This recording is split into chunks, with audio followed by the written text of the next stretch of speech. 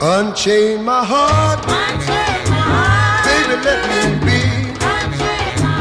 But I know darn well that I don't stand a chance. I'm under your spell, like a man in a trance. So unchain my heart, oh please set me free.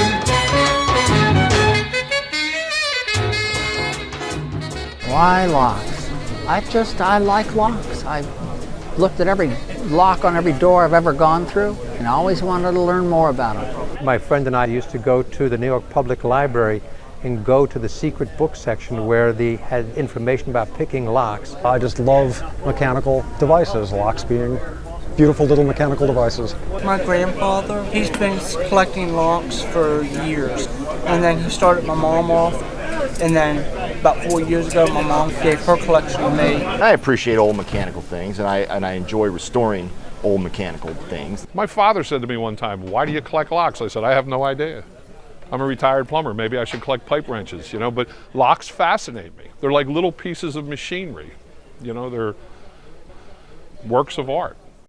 You walk along, you won't see the same thing twice after hundreds of locks. I mean, the workmanship that just isn't done anymore, and I think the people appreciate it and they collect it. Baby, come on, knock the door. Baby, come on, knock the door. Different designs, different styles. Baby, come on, knock the door. So it's a little mystery right in your hand. Baby, come on, knock the door. You've got to find what you like. Baby, come on, knock the door. The lover man is coming. Story locks. They tell a story. It's like three-dimensional. The wolf face on the front, and then you turn it over, and you see the wolf's tail on the back of it. These are cast-on locks from the 1800s. That's a bank vault time lock from 1876. And in 1876, this time lock cost the equivalent of $10,000. The minis are just a fun thing. There's not much the mechanisms of them, but I met a mini collector and I just got into them. Let me see, this has to come down, which will allow the door to open. So that's the first trick. Key goes in and turns, but still won't open. And so let me see if I need to turn it some more. Well, I did, but it still won't open. And there's yet one more trick on the back of this lock, if I can find it, which is this, which now will allow the shackle to open. Come on, I got to know your daddy's home. Daddy's home now. This is a buy and sell kind of a show where people are as interested in selling as they are in buying, and there's a kind of an excitement about it. It might not be visible, they're not jumping up and down, but it's there, and you can kind of tell who they are because they're kind of bent over studying all these locks, and they have what you might call collector's back.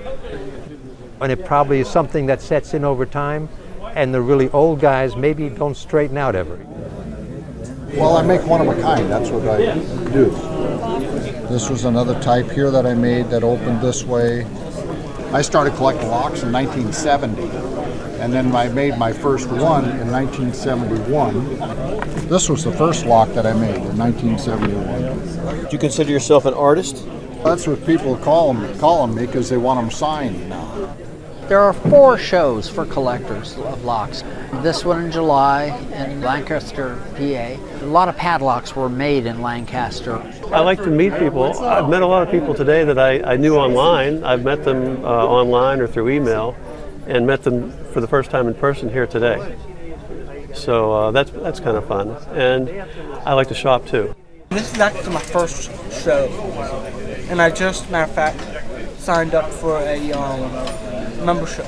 The show is a place where we renew friendships that are built through the locks over the years.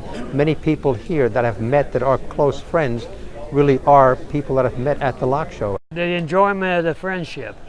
I have friends here that you couldn't buy. That's the way I look at it. You got friends here that you ask them something, they'll tell you anything you want to know. And this fellow at the show that I met, great guy. I told him about my problem, and he had these tools. He said, you know what, I don't have that tool here at the show, but I'll mail it to you. Didn't charge me for it, so I came home, and a week later, an envelope shows up in the mail, and it's got this tool I need. And they're all in one place. It's all concentrated, you know, so in a few hours you can probably see more than you see in a couple of years trying to shop online. We know that there's a number of collectors out there who have spent good money on some locks. Only $500. Because you can see them on eBay, and they never come to the shows. We don't know who they are. They're closet collectors. And they're really missing out if they don't come to something like this. I mean, they're going to see more here than they'll ever see on eBay. Oh, please. Unlock the lock and let me in. Been with the boys, baby, and I'm all free of sin.